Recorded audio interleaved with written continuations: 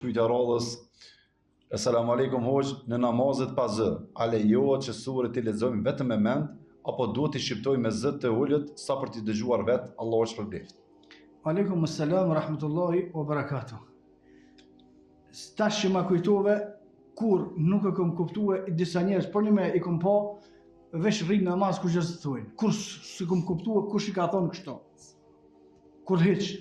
As nuk ka në Kur'an një argumentim, as nuk ka në hadith të vërtet për pejgamberit sallallahu alaihi wasallam, as nuk ka diçka për sahabët që kanë bërë kështu. Po lexojmë me mend unë. Ana është jetë lexu këtu kënu Hasanokën me mend ti, ku di unë. Na gjykojmë sipas asaj që e shohmi. Pejgamberi sallallahu alaihi wasallam edhe namazet që kanë qenë të heshtura, sahabët e kanë një çka po lexon. Edhe në namazet që janë bazon, ka e dina na që në namaz duhet me thonë subhaneke, subhaneke është bazon.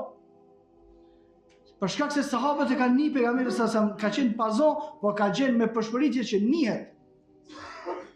Veç sufit e devijum ata lidhen që shto nere, kam gjenë në Egjipt njone që shkem të ne, që shto, alhamdulillah, tha ka shifrojt a 7 qafia, po shifrojt e ma shumë bre.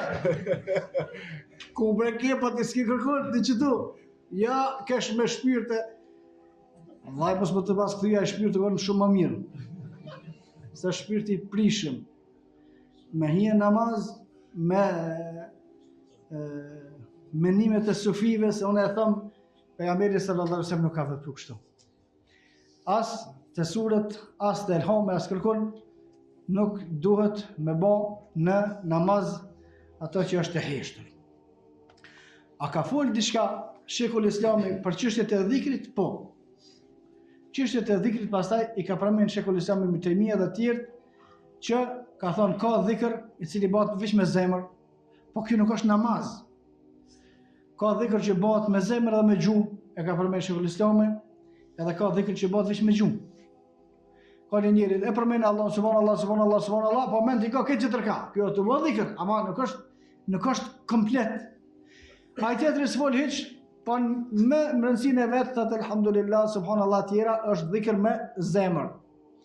Dhe më mirë atë Shekul Islam Ibn Taymija është me bëj dhikrin edhe me gjuhë edhe me prezencë të zemrës së të mendjes, do thonë kur thojmë alhamdulillah subhanallah tjera. Do thonë kjo është ajo që ka nxjerr Shekul Islam Ibn Taymija. Por të çështjet e namazit pastaj janë çështje tjera se janë të përcaktuara dhe nuk lejohet ndryshe vetëm se çish ka bërë pejgamberi sallallahu alaihi wasallam. Në hadithin e saktë pejgamberi sallallahu alaihi wasallam ka thonë sallu kema ra'aytumuni usalli, falu shumë faluna.